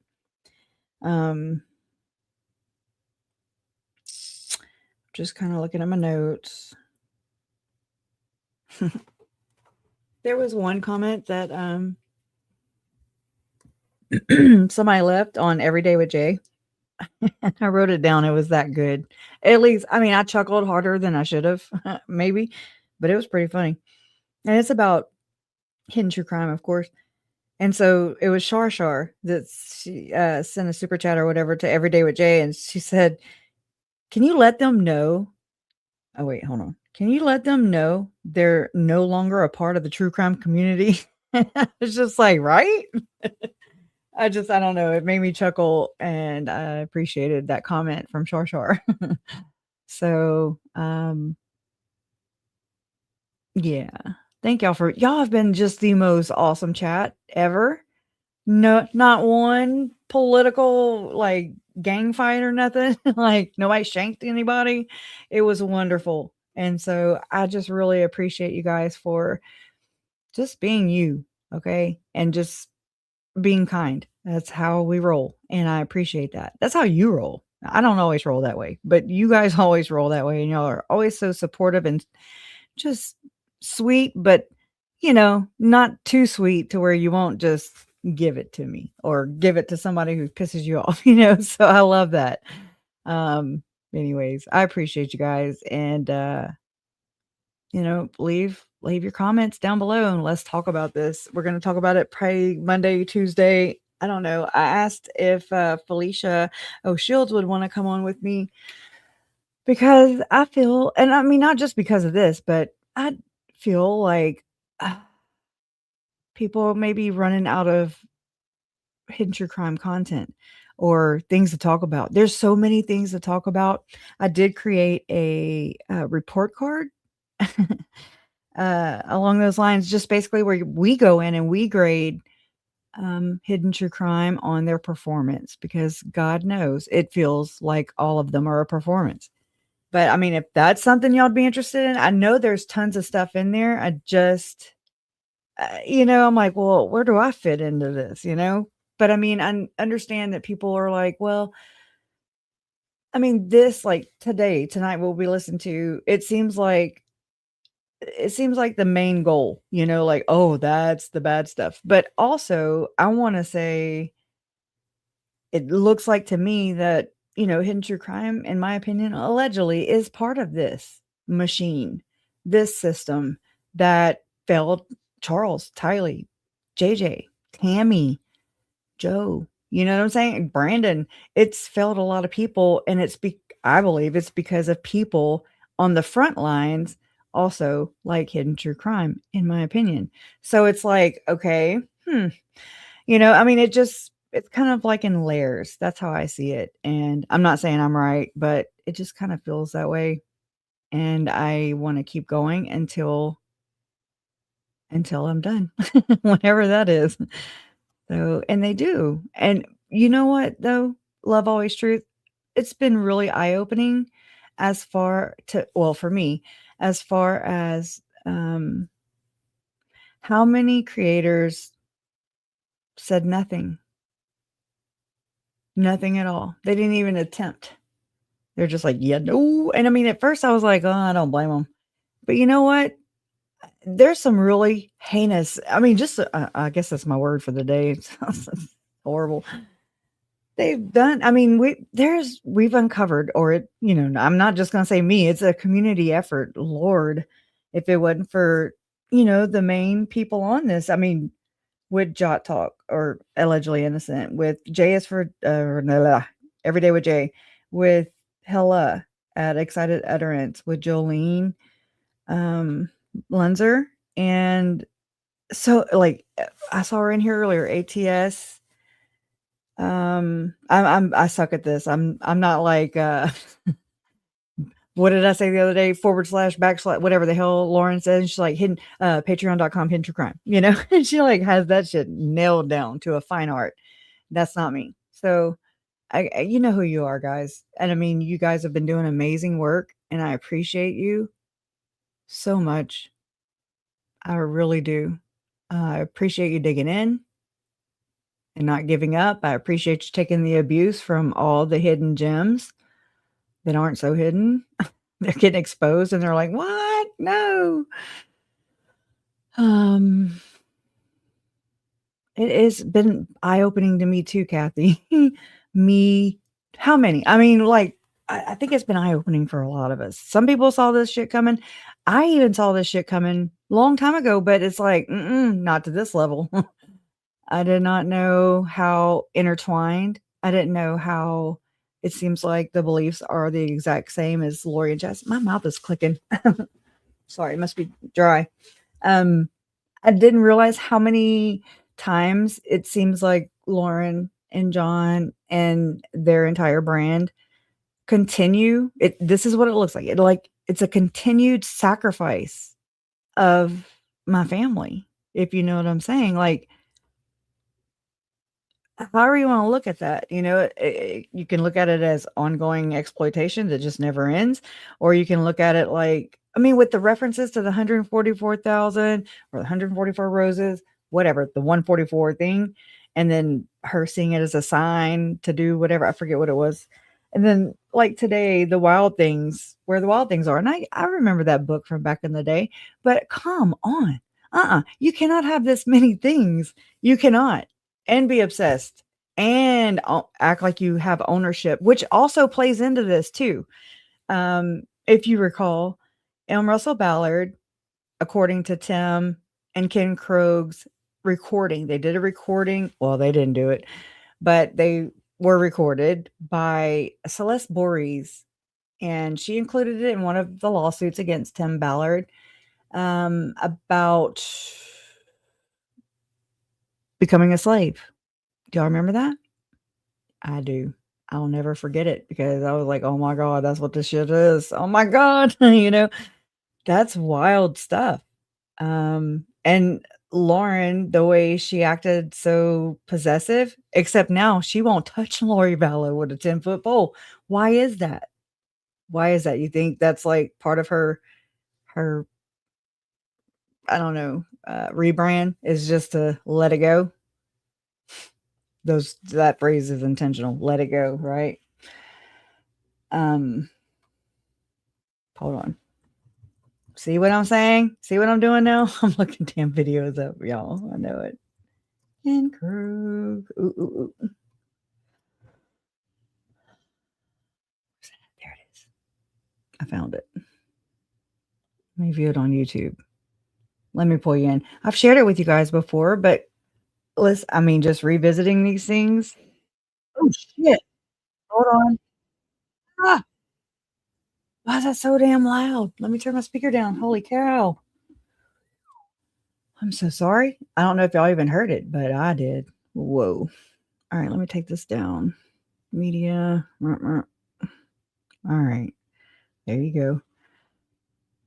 This one here. So this one was audio from one of the federal lawsuits suing Tim Ballard and others for human trafficking, and other crimes against the women while on ops. Tim Ballard and Ken Krogh recount Elder Ballard's prophecy and support. We'll all be slaves in 10 years. Okay. So I think that's why we're seeing a lot of the hustling and bustling. They know stuff that we don't, and they're in the club and we're not. This stuff. Inside sales. Let me back it up. Like huge. And that whiteboard right there is branding and marketing, period. End of story. That's what this is. So Ken's background is he built a multi-billion-dollar company on this stuff. Inside sales. Like huge off the, and so that's why, and I met him through Elder Ballard, because Elder Ballard and the churches used him to use the same kind of tools and technologies for the missionary program and everything like that. And Elder Ballard actually looked him in the eye, and Elder Ballard can't even affirm this right now.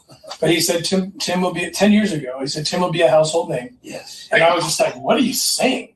Like, no one knew who I was at the time. And he said, if we don't do it in 10 years, we'll all be slaves. That's right.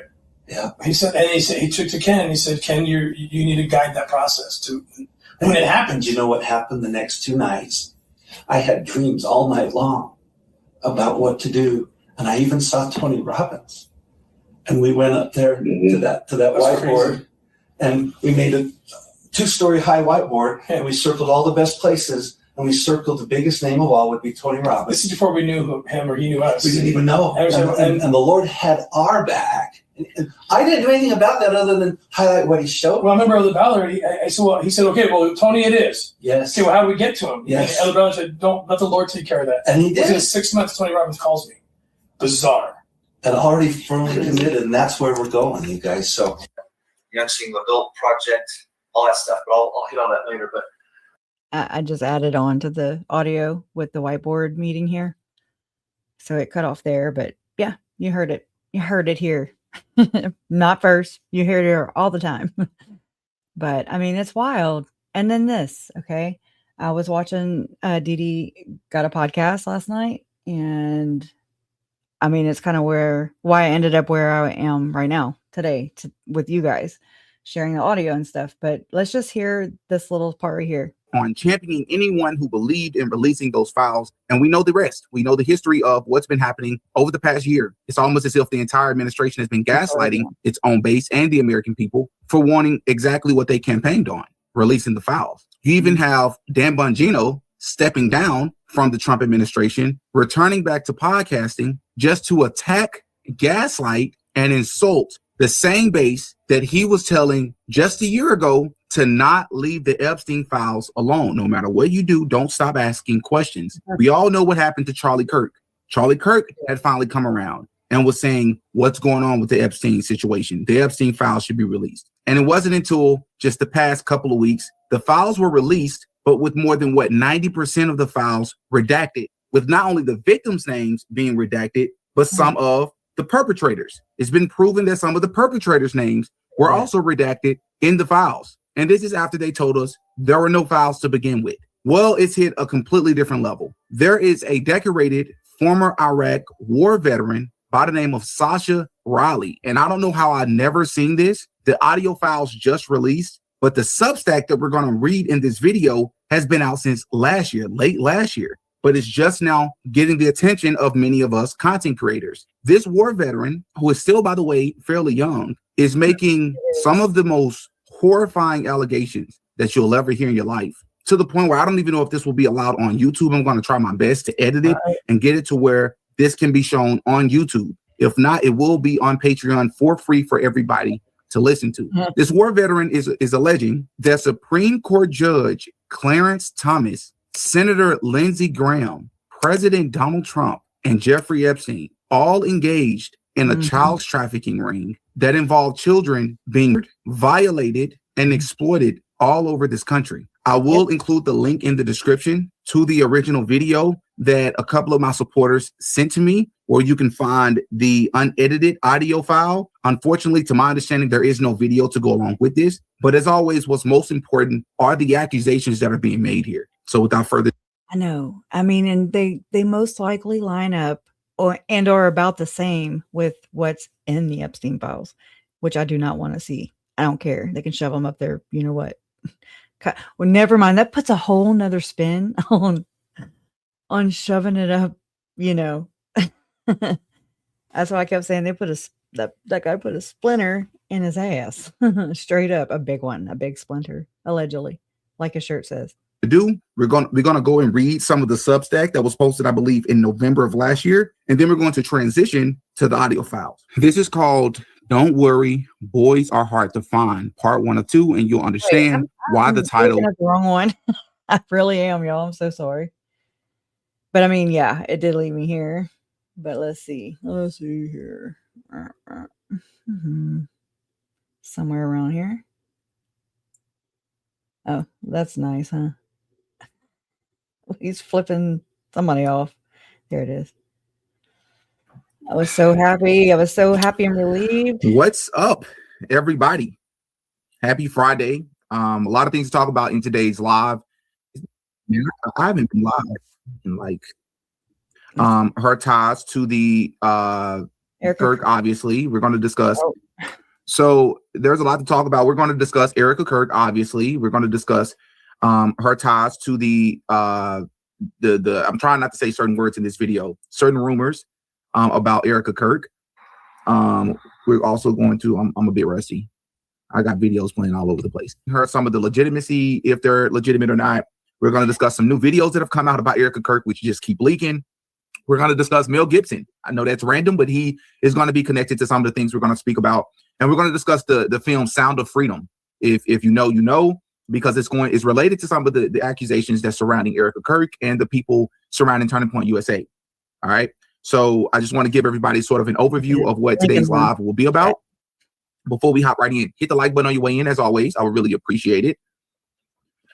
Ooh, I'm a little rusty, man. What's up, everybody? Good to see y'all, man. Okay. So for those of you that don't know, a lot of information has been coming out over the past couple of days. Let me go ahead and address a question that I've been getting so that I don't have to talk as loud. Yeah, I'm gonna just finish because this is a very long video too, you know, and I'm sitting here thinking, what are you doing? What are you doing? What are you doing, Krisha? You're doing it. You're just staying. You're just running up the airtime. But I'm gonna go and crawl in bed with my honey. And anyways, I did put the link in the chat. So everybody go check it out. Plus I have to go schedule. And y'all know I might just put up a temporary I saw Andy do this and I was like, well, damn, that's a good idea. So I'm copying her straight up. Hey, Andy. Anyways, she put up a technical difficulties screen and just put, please stand by. And I'm like, oh, hello. Because I always pressure myself every week for the last however many years to hurry up, get my shit together, get it all lined out. I can't create a live stream, not supposed to, or I don't like to. I never have tried. I've just tried doing it all, beforehand. And I don't know how they make all these elaborate freaking thumbnails. And it takes me like a week. It takes me, it's kind of like my time to just be mindless, I guess. And think and move stuff around. Then I run across stuff and then I'm like, oh my God. And repeat. So that's what I've been doing. But I've been trying to, or at least this past week. And then this week, I want to try and at least have it scheduled ahead of time and not, the day of, which I'm working on that right now. It's almost a damn day of. Tomorrow's Sunday. So yeah, it's 9:14. So I need to get that up and then I'll go add my thumbnail later. And, but just know it's going to be tying some things together with Vandersloot, with TPUSA, More Good Foundation, with just tying up some loose ends, on the opposite side of Epstein. It's the same people though, it is the same people, in my opinion. That's what it looks like. So, yeah, it's just nice not to be shadowed, not just shadow banned, but not shadowed and shadowed banned. How about that? All right, guys. Thank you guys for being here. And justice for Tylee, Charles, Tammy, JJ, and Joe. They're always right there, Love always wins. You are proof of this. Good night. See you in the next person stream. Let's go find our next person. See you guys. Y'all be safe.